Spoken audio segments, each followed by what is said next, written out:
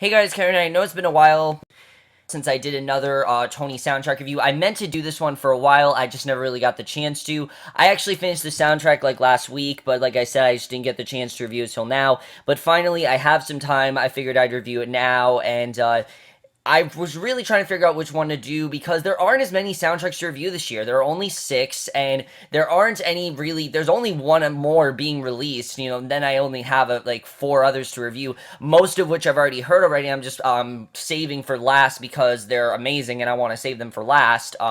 But there's only one that hasn't been released yet, and I'm really trying to figure out how to do this. But I figured it would make sense to review this one second, because it was probably one of the ones that, honestly, probably of all the soundtracks, the one I was most looking forward. I was least looking forward to listening, and I'll tell you guys why. But that is for the 2016 revival of Fiddler on the Roof. Now I know Fiddler on the Roof. How could you not be excited for this? Okay.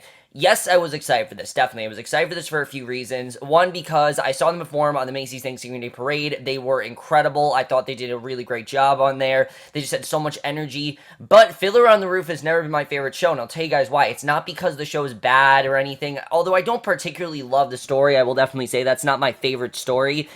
I really don't like this show because of how much it was played for me in my middle school. Literally, in my middle school, when we had nothing to do and we weren't like rehearsing a song or something in my chorus class, we watched that, or we watched the 2004 version of Phantom of the Opera. Now, let me just say, that movie is miles better than the 2004 version of Phantom of the Opera. Phantom of the Opera is pretty horrible. It's probably one of the worst movies of my, probably my least favorite movies ever made. I absolutely fucking hate that movie. I mean, I could just go on a whole rant about it, but I'm not going to do that here. I'm here to talk about Fiddler on the Roof. But like I said, because of that, the many times that was played, because it was played for me so much, and it's not the best movie. It's really not. It's not the most captivating story. It's 3 hours long. I don't really remember it because then it's not that memorable to me.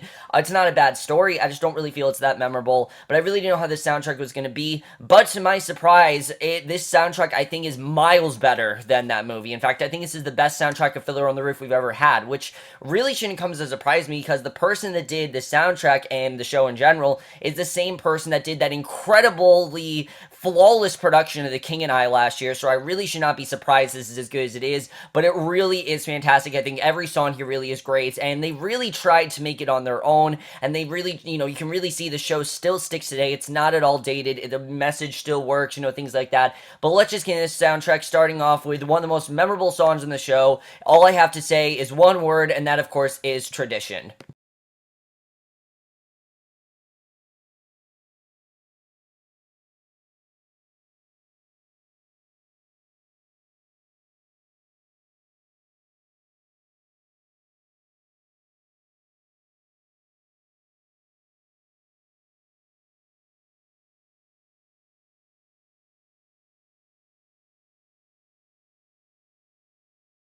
Now, I said before that I'm not a huge fan of the, show Fiddler on the Roof overall. Not the case with this song. I've always loved this song. Ever since I've heard it, I think it's been fantastic. I think it's a great way to in the world, and I think it's really great here. I think it's a great introduction, but particularly, this song in general is very well known. I mean, a lot of people really love it. It's very energetic.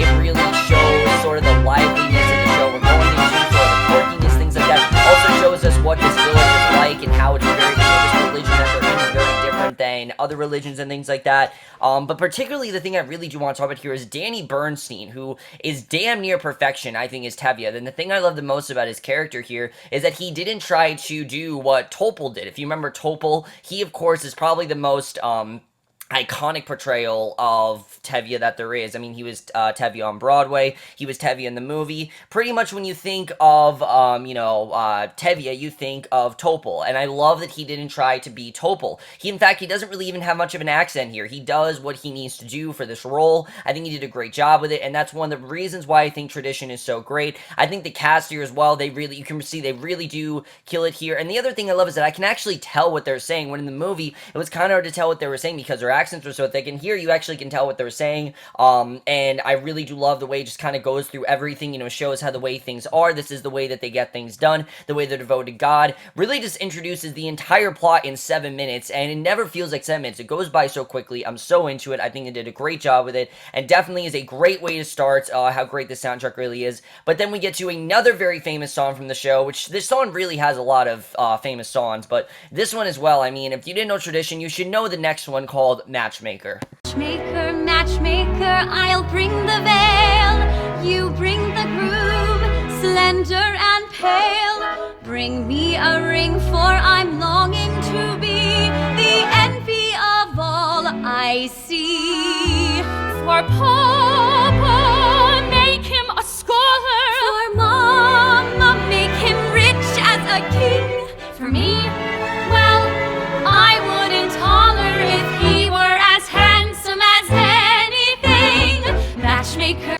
Once again, this is another song that when I first watched the movie, I really love, but I love even more here. I think this song in general, it's really well done. I think these three women all do a very good job with it. Melanie Moore, Alexandra Silber, and Samantha Mazel, they all do a great job with this song. They all really do kill it, and I really do love the concept of Matchmaker, the fact that they don't really get to choose. They kind of just have ideas of what they want and what they don't want, and there's some really great subtle stuff in here. I mean, some of it kind of is sad that their husband may beat them or things like that, but they kind of just have to deal with it, and it really does show the eternal struggle that they don't really get to make a choice, and this is kind of how they've been raised. They've always been told that they're going to get their matchmaker chose for, they're going to get their man chose for them, and they don't really want that necessarily, but that's kind of just how they've grown up, and I really like the way that was done here. I think it's a very well done song, and again, it's a really iconic song, so again, it's a really hard song to do really well, but I think they did the song very well. Definitely really enjoyed it.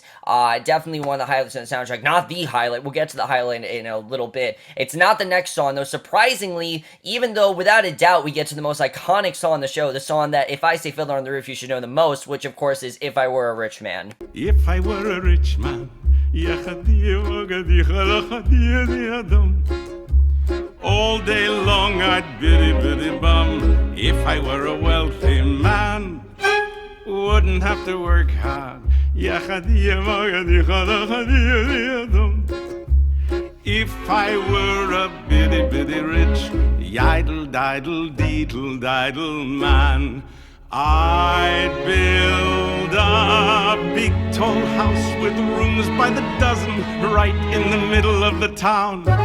A fine tin roof and real wooden floors below. There would be one long staircase just going up, and one even longer coming down, and one more leading nowhere just for show. I think there are very few songs that are as iconic as something like If I Were a Rich Man. I mean, everyone knows it. Even if you haven't seen Fiddler on the Roof, even if you don't really know musicals, you know If I Were a Rich Man. I'm sure everyone has heard it at least once in their life, and it's not a hard song to do either. I mean, you just really need to get the motivation right, you need to get the character right, and that's something that Danny Bernstein not only sells very well, but he really brings his own to this character. I mean, you can just tell he is having so much fun playing this role, and I mean, a lot of people, I remember when I first saw the movie, a lot of people weren't taking it seriously because of the way he's dancing and everything, but that's something I love, is that I feel Tevye does that because it's kind of like a dance like nobody's watching sort of moment for him. Like, he's dreaming about something that he knows isn't really going to happen, but he's hoping is going to happen, and because he's devoted his entire life to God and everything, it hasn't exactly happened. It's kind of sad, but I really think he sells it here. You really do care about his character, you understand why he wants this motivation, and that's something I definitely really love. I think the motivation is very clear here. He really sells it, and Danny Bernstein, I mean, he definitely deserves that Tony nomination he got. He got it for a reason, and this song is a very good reason why. He sells that, just side of Tevye very well. Even though Tevye knows what he's done, he can't help but think of a better life, and that this might not be the best life for him, but again, this is the life that he was told he needs to do. Again, this is what God told him to do, and because that he's going to continue doing this, even though he doesn't, kind of doesn't really want to. This is kind of just, he feels like God's going to help him out in the end, which we know throughout the show he finally said, he always says, "Oh God, why you've done this?" Even in the beginning, he's saying, "Oh God, I understand why we're doing this, but why do you have to do this to us and everything?" I really love that. I think it's a really great performance overall. Danny Bernstein really kills it, and definitely one of the highlights here. Again, not the highlight. We'll get into that. But then we get to the next song, which definitely is not iconic as the first three. I think it's really cool. The first three are the most iconic, but it's probably one of the songs that isn't as interesting to me, but that is Sabbath Prayer. Ruth, and like Esther, may you be deserving of praise. Strengthen them, O Lord, and keep them from the stranger's ways.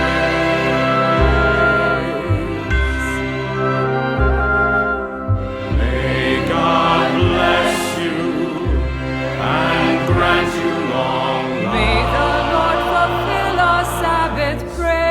Again, like I said, when I saw the movie, I really didn't appreciate a lot of the songs. Some of them I really did like tradition, but something like this I found to be more one of the snoozers, and here that is not the case at all. This is a beautiful rendition, and I love everything about Sabbath Prayer here. I think it's fantastic. I think Danny Bernstein and then whoever plays his wife, Jessica Hecht, they both really sell it here. They're both fantastic, and what I love the most about this song is that you have this, sense that this is what they do every night. They sing this probably at dinner time, and they count their blessings and things like that. And it's just a really beautiful song. There were some beautiful melodies there, especially when it goes down, "Oh, hear our Sabbath prayer." I love that. I think it's fantastic. I really, again, you can really think that this is the song that their people sing every night before they are at dinner. It's a small song, but it also is very powerful. I really enjoy that overall. And to me, definitely turned into what was one of my least favorite and not really songs I have much to say about to one of my absolute favorite songs in the soundtrack. Without a doubt, Sabbath Prayer is one of my favorites. And then we get to basically the song that I first heard from this soundtrack, technically because of the Macy's Thanksgiving Day Parade, and that is To Life. Here's to my bride to be. Drink l'chaim to life, l'chaim. L'chaim, l'chaim to life. Life has a way of confusing us, blessing and bruising us. Drink l'chaim to life. God would like us to be joyful, even when our hearts lie panting on the floor. How much more can we be joyful when there's really something to be joyful for? There are a few songs that I think are as fun as To Life is, because it's not really a fun show. I mean, there are fun moments in the show, but To Life, I think, really is that big, really fun group number that everyone would really want to do. I think this is a song that, in general, like, if you were to look at really fun dance songs, this is one that definitely comes to mind. I really do love it. I mean, yes, it's Jewish-style dancing, but it's really impressive. You can just tell that this entire cast are having a lot of fun with this song, and that's really what you want. You want them to have fun. You want them to feel like you're having fun as well, and it really sells you that they are having fun. I think they do a very good job of that. Not just Danny Bernstein, but all of the other guys that sing in this, I think, are awesome. Again, this is right after Tevye has agreed to let Laser marry Zeitel. Those two are definitely getting married. We know that wedding is definitely going to happen very soon. We don't know when, but very soon that wedding is going to take place, and it's just a really fun, lively number. There aren't many in the show, but I really love it. It's a lot of fun, and definitely another definite highlight on this. It really was the thing that told me this was going to be a great cast recording, just from that, seeing that Macy's Thanksgiving Day Parade. I'm like, this is really awesome. I can't wait to see it on the album. It was fantastic. I love it, and it's one of the many great ones, because there really are a lot of great ones. But then we get to something that's a little bit different. We go from To Life to then what is Tevye's Monologue. Gave each other a pledge. Unheard of. Absurd. You gave each other a pledge. Unthinkable.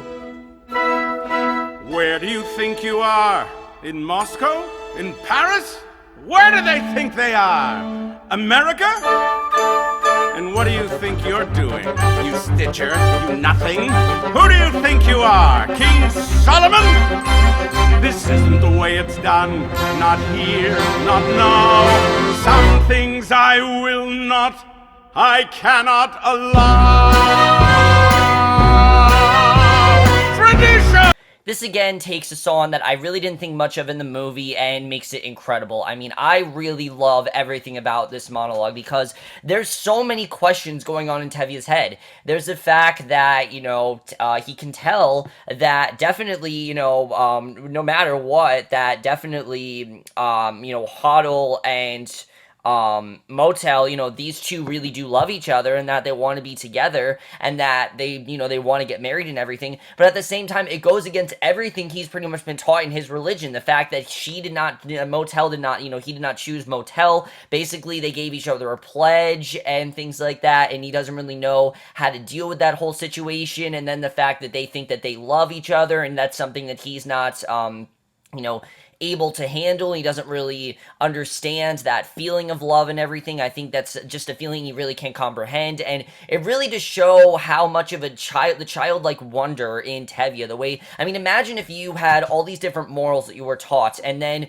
your own daughter basically goes against these morals, but it doesn't necessarily seem wrong. It's actually intriguing, and he isn't completely against the idea, which I really do love. I think it's a very good song. Danny Bernstein really portrays this in not this, you know, stern, like, oh, I'm right, you're wrong kind of way. He's really trying to think over, is this really the right thing to do? Should he really allow these two to get married? Can he really let this happen? And is it really possible? I really love the way that was done. Really good stuff here. And again, it takes another song that I really didn't think much of, but this is another song that really does build and build, and you can really tell it's coming out of his inner emotions, and that gets him to eventually make decisions that he does make into the next song, Miracle of Miracles. Took a Daniel once again, stood by his side, and miracle of miracles walked him through the lion's den. Wonder of wonders, miracle of miracles, I was afraid that God would frown, but like he did so long ago in Jericho,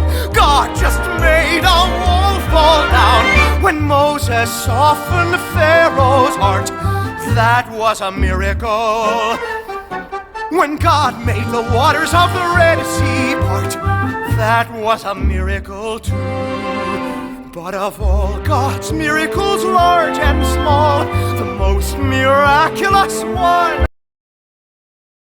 Another definite highlight on the soundtrack, Miracle of Miracles. I mean, there's so much great stuff about this song, not just because of Adam Cantor's killer voice. I mean, this guy really kills it. I believe he was in On the Town last year. He really is fantastic. He did a great job in this show as Motel, but also because of what this song really represents. I mean, think about it. Tevye has agreed these two to marry, even though he goes against kind of what he's been taught. He still understands that these two really do care about each other, and that if he doesn't let his daughter marry this man, it's going to ruin a lot of things, and he really doesn't want to have to do that, so he agrees to let them get married. He can see that they're begging and pleading, and just, you know, Motel didn't think that this could actually happen, that he'd actually say yes, and it just really sets off the rest of the show, which is really about change. It's about how, yes, traditions, you know, go on, but eventually they die out, and that really is what this show is all about. It's about how traditions eventually die out, and clearly, you know, Tevye is already willing to have some loopholes into these traditions, whether that's right or wrong. That's what he's doing. We get into that a little bit later, but I think he really kills it here, you know, especially the Miracles. You can really tell how much he cares about, you know, Hodl and how much he loves her and things like that. I think it's a really great song. Really enjoyed it. And then we get to this really long 7-minute sequence called Tevye's Dream. That we were having a celebration of some kind. Everybody we knew was there, and musicians too. In the middle of the dream, in walks your grandmother Zeitel, may she rest in peace. Grandmother Zeitel? How did she look? For a woman who is dead 30 years, she looked very good. Naturally, I went up to greet her.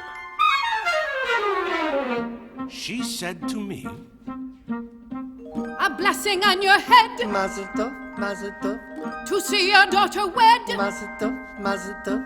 and such a son-in-law, like no one ever saw. The tale of Muttle comes oil. Muttle?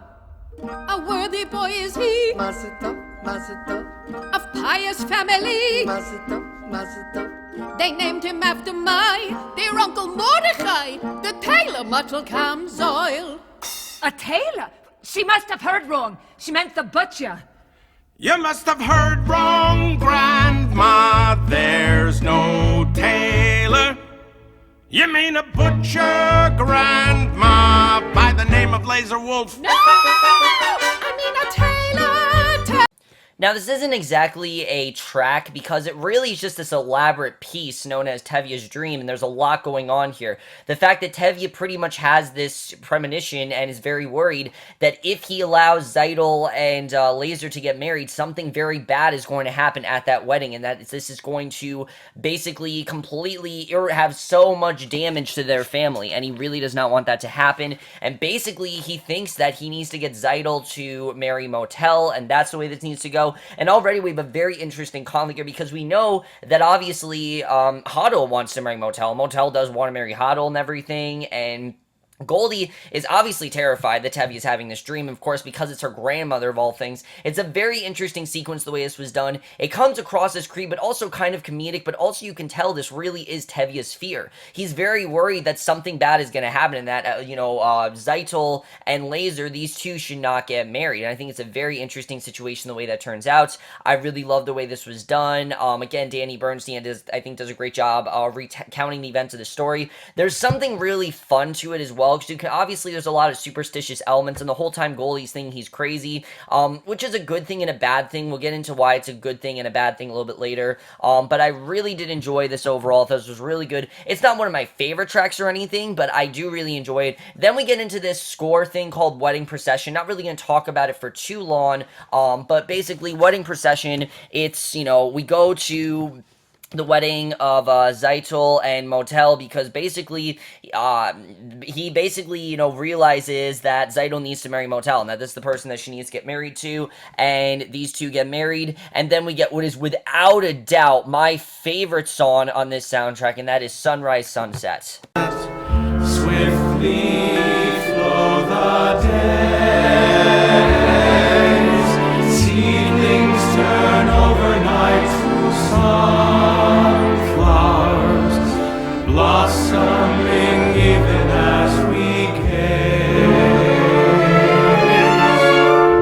Sunrise, sunset, sunrise, sunset, swiftly fly the years, one season following another. When I first heard this, I was in awe. I'm not gonna lie to you guys. This track is incredible. I mean, it really is. There's so many great songs in this show, but Sunrise Sunset, without a doubt, is the most emotionally effective. And again, the movie, I didn't really understand that because I didn't really love the movie in the way I should have, and of course, I didn't see it in the right state of mind as well. But this is just incredible. I mean, this is still a very relatable song because the song, I mean, is essentially about how, while I think Tevye and Goldie, they're happy to give Zeitel away and see her get married, they also don't really understand where the time is gone and all this time they've lost with her, and they're kind of reflecting on things. It's a very effective scene. I really enjoyed this way it was done. You see all the, they're all kind of thinking about their inner thoughts and how this is all going, and is this turning out the way they wanted to. There's a lot going on in this. I really do love it overall. The harmonies are just stunning here. It is beautiful. I mean, it sounds like something you'd hear in a wedding, and it really, I've never heard this song done better. I don't think it can get done better than this. Between the amazing baritone range of Danny Bernstein, along with the really good blending that Goldie has as well. I can't think of her name right now, but she really does kill it here. Jessica Hecht, she really, again, kills it here. She does an incredible job in this role, and I think she's just as great as Tevye. Danny Bernstein, though, I mean, he really does command this role, and he really is the one thing that makes it the best thing that it is. But I think Ben Rappaport's great here as well. He did a really great job. All the characters here, they really sound incredible. You really get that feel of what's going on, and I really love it overall. Now, this is the end of Act 1, because technically the end of Act 1 is this wedding dance, but it's a dance. There's not really much to say about it. It's a nice score, but that's basically how Act 1 ends, and then we go right into Act 2, which is much shorter than Act 1, which is interesting, because a lot of Act 1s, Act 2 has a bit more songs, but this Act 2 I think only has like 5 songs, surprisingly, which we'll get into. But we start off right away with the next song, which is Now I Have Everything. That was only half true. I had an aim in life, and that was everything. But now I even have you. I have something that I would die for, someone that I can live for too. Yes, now I have everything, not only everything, I have a little bit more. Besides having everything, I know what everything's for. I used to wonder, could there be a wife to Now, yes, this track is very similar to Miracle of Miracles, but it's also because it's a very similar story. You know, since Hadel couldn't marry Motel, she wants to be with Perchik, and once again, Tevye can't really say no, because this time they kind of guilt him into it. I mean, the fact that Hadel even says that she loves him and she wants to be with him, you kind of get the sense that this is who Hadel wanted to be with all along, and Tevye can't really say no to it, and he's kind of just accepting that things are changing, and I really love that. I think whoever plays Perchik, what's his name? Let me find that right now. Who plays Perchik? Ben Rappaport. He really kills it here. He does a really great job in this song, as does Samantha Mazel. They both do a really great job. You really do see the love they have, and again, it's something that Tevye can't fully comprehend, but he is allowing, just because he can't really say no. You know, he can see that they really want to be with each other. They can't really do anything, and that perfectly transitions into the next song, which is probably the most confusing song for Tevye's character, Do You Love Me? Do you love me? Do I love you? With our daughters getting married and there's trouble in the town, you're upset, you're worn out, go inside, go lie down. Maybe it's indigestion. Gold, I'm asking you a question. Do you love me? You're a fool. I know. But do you love me? Do I love you? Do You Love Me, again, is probably one of the few moments in the movie that I think was one of the most interesting and one of the most emotional, because I mean, Goldie and Tevye are a very complicated relationship. You can tell these two really do care about each other, but do they really love each other? We don't really know. I mean, they didn't, get married based on love. It was based on arrangement, and the fact that, Goldie clearly was, that Tevye was the one chosen for Goldie, and they've been married since then. That's just the way that things have gone, and now we have Hadel and Perchik, and it seems like those two are marrying each other out of love, and it's just something that you can tell these two don't really understand. They're trying to figure out, do they really love each other? Do they really want to be with each other? I really love the way this song is done. I think they both really do a great job. It's funny as well, just seeing Jessica Hecht kind of in denial, Goldie kind of like, what are you talking about? Why do you think you love me and everything? A very interesting situation. I really love the way they play off each other, and I think they really both have tremendous chemistry. Just through this song, you really do see it. And I do think that generally Tevye and Goldie do love each other. They're just very confused because they'll never fully understand that, that term or, that feeling, because they never really have known what it is. And they've never really been, in love, because that's not why they agreed to get married and everything. So they'll never really go through any of that, which is kind of sad. But you do see that, they do kind of, I think, really do love each other in the end.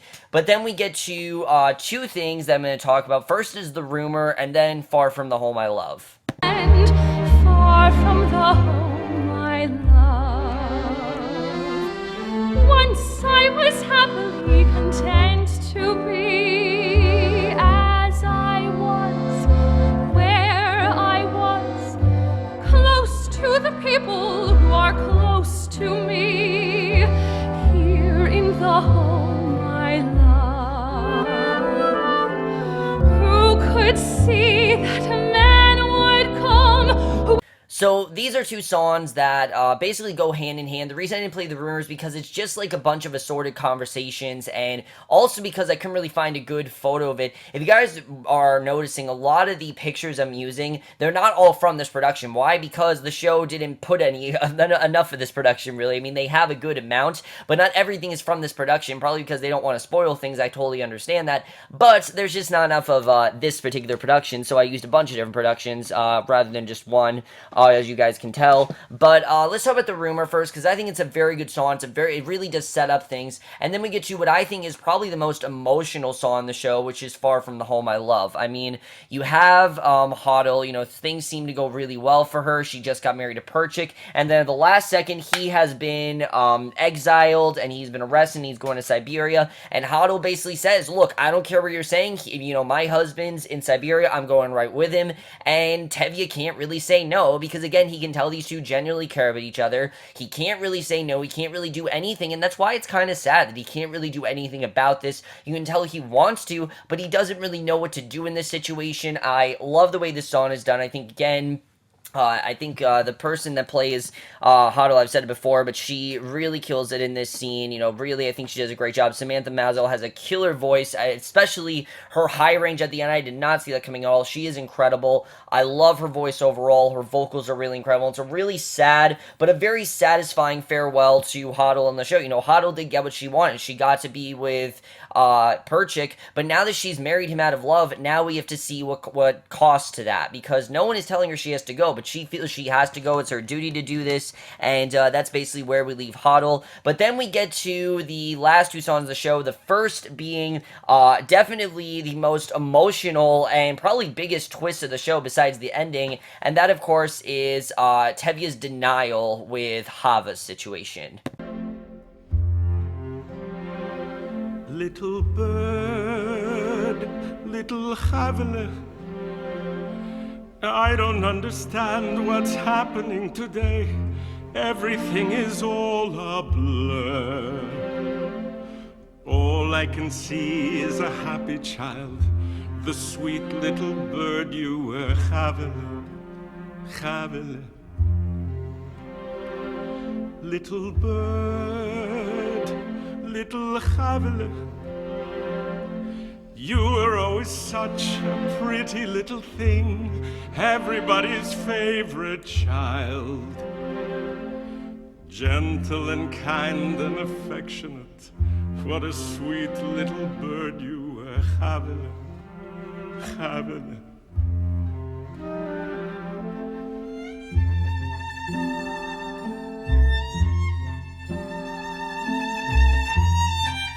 Probably one of the most emotional songs in the show, Little Havilah. I mean, everything about this is just really sad, but again, you totally can get behind what Tevye is saying, because this is finally the song where Tevye finally puts his foot down and he says, no, I'm not going to do this, because in the previous situation, Hodel and Motel and Hodel and Perchik, they were Jewish, but Chavah, she wants to get married to someone who is not at all of Jewish descent, and to, Tevye, as much as things are changing, that is something that he will never be able to, condone, and that even though she wants this, she completely goes against him, and this completely changes perception of Chavah. And basically the rest of the song is him recounting the events of her as a little girl, and remembering how close she was, and how he'll really never be able to look her in the eye again, which is sad. But if you guys know, he does actually end up not being able to see her as his daughter, literally shuns her at the end of the show. It's very sad to see, but you understand it. Danny Bernstein and Tevye in general, he's so dedicated to his religion that if you betray his religion or you do something that goes against his religion, he is going to betray you, and there's going to be some very big consequences for it that obviously I don't think that Chavah was prepared for, but also I think Tevye knew that he had to put his foot down at some point. This was when he had to do that, and it's very sad to see, but Danny Bernstein does a great job here. You really do understand why he's doing this decision. But then we get to the finale, which I think, while very tragic, is also very hopeful, which I'll get into, and that is the brilliant finale of the show called Anatevka. What to believe? Nothing much, only Anatevka.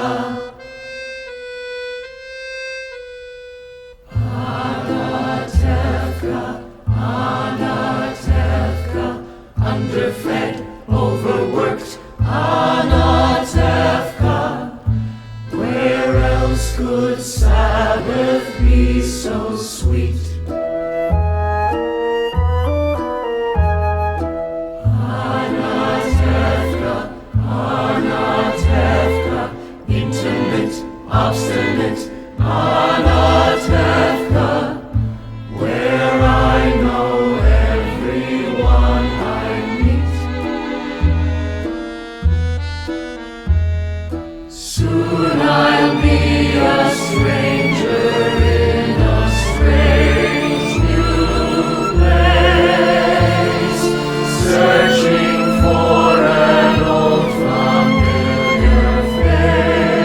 I remember when I first saw the movie, I was shocked, honestly, when this happened. I'm like, why did they just randomly get kicked out? Why does the movie have to end this way? But now I really think it makes sense. Listening to the soundtrack and re-exploring the show, I think it makes perfect sense as to why they have to leave, because this is basically them not just leaving their heritage, but leaving everything that's known to me. Think about it. They even devoted their entire life to God, and God has told them to stay in Anatevka, but finally they have to go against God because they can't stay in Anatevka. They have people that are taking over Anatevka. They're going to have to go somewhere else, and you get this sense that they're kind of free. And I love that Goldie finally says, we don't have much here. There's not really much in Anatevka. People that came there didn't really know they were there, and they're leaving for America, where it seems like they're going to rediscover themselves, especially Tevye, who very much has changed. Even though he's very devoted, he's also very confused, and a lot of the characters here are very confused. They don't really want the world to change. They want things to remain the same, but the fact is things are changing, and they have to face that, and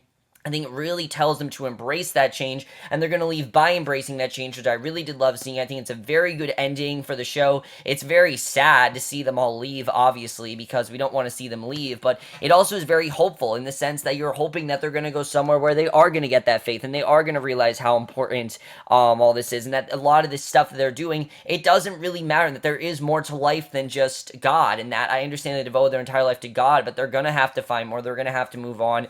Sad to see, but I think it's a very good, hopeful ending for the musical, and a very good way to end the show. This track is incredible. I love everything about it. I think everyone sounds amazing, especially those harmonies at the end. Oh my god, they really are incredible. And it is a perfect way to end the soundtrack. And so overall, guys, I was very surprised by this soundtrack. I really enjoyed it overall. I think this is probably the best recording of Fiddler on the Roof you've ever had. I think between Danny Bernstein and Jessica Hecht, and then all of the other characters, like Motel, everyone I think really kills in here. There's really no one giving a half-assed performance, and honestly, does this have a chance at getting Best Revival? I'm not really sure. I mean, The Color Purple really, I think, is the strong contender. I haven't listened to that soundtrack yet. I'm going to. It's probably going to be one of my last ones that I review, because it's one of the ones I'm most looking forward to reviewing. That's why I'm leaving it for last. But I really enjoyed this a lot more than I thought I was going to. I do want it to get some stuff, definitely. I think it definitely, best score, choreography, things like that. It does need to get at least something, because I think this show is really great. I really enjoyed it overall. I think it's a very good revival, and it really does show how great the show really is. I overall really enjoyed it a lot more than I thought I was going to, and I really recommend to you guys. I know Fiddler on the Roof, a lot of people think, oh, it's not that great of a show, or it kind of turned you off, but this show, I'd say go into it. You'll definitely really enjoy it, and overall, I definitely really enjoyed Fiddler on the Roof overall. I definitely recommend it, and it's a lot better than I thought it was going to be. I will definitely definitely listen, especially Sunrise Sunset. Listen to it enough for Sunrise Sunset and for the amazing group numbers, because there are amazing group numbers here, but there's also the amazing Danny Bernstein, things like that. There's so much to love about this show, and definitely one of the best cast recordings I've heard out of the bunch. I mean, I've heard a lot, but this is definitely one of the ones that's very high up there, and I think the people that are making these shows, these revivals, really are the ones that they know what their shit. They know their shit. They know how to remake these musicals. They know how to make them as good as possible, and they really do a very good job with revivals, and I'm hoping we'll get more from them in the years to come. But before I end this video, guys, I actually have to give a shout out. Now, I don't usually do this because I just feel like it's not my place to do this, or I don't really know if I should do this, or if you guys think I'm just buying views because of it. I'm not trying to buy views. I'm not trying to promote someone in any way. I'm basically doing this because someone asked me to do it. Basically, there's this guy in my school that recorded this song on YouTube, basically, and it's called Man Whore. It's a brand new song that he recorded on his he just got a YouTube channel. His name is Kyler Coots, definitely, and here's a clip of that video. You move on from hoe to hoe, leaving girls feeling low. All you want is to get blown and nudes on your telephone. You're a man whore trying to score, leaving girls on the floor. You're a man whore, girls adore, but this isn't what they're looking for. You meet a virgin, act like a surgeon, tell them to open up and give them a checkup. Start acting flirty, get down and dirty, make her feel special with your winter flurry. So definitely check out his channel, guys. I know he just recently started, and I promised him that I would give him a shout out. So Kyler Coots, hit him up on YouTube. He just has this one video, but it's actually really funny. I think you'll really enjoy this song. Just from that clip, I think you can tell how funny the song gets. It gets actually really deep and really inappropriate as well, but it's very funny. I really enjoyed it overall, and I think it's a really good laugh. He also a very talented singer, and I definitely recommend you guys check that out. Again, I don't like to do shout outs usually, but this is something where I made a promise. I said I'd do it. I'm a man that keeps my promises, and especially for someone in my school who's going to be graduating as well. So definitely I figured, you know, I better give him the shout out before he graduates. But overall, guys, let me know what you guys saw of Fiddler on the Roof. If you have seen it, love to hear your thoughts in it. I overall really love this soundtrack. Also, check out that video. I will leave a link down below. And I will see you guys in my next video, which will be for the season finale of The Flash, which obviously I am hyped for. The preview's looking really incredible. I'm thinking we're going to have a really epic finale, and I will see you guys for that. Okay, bye.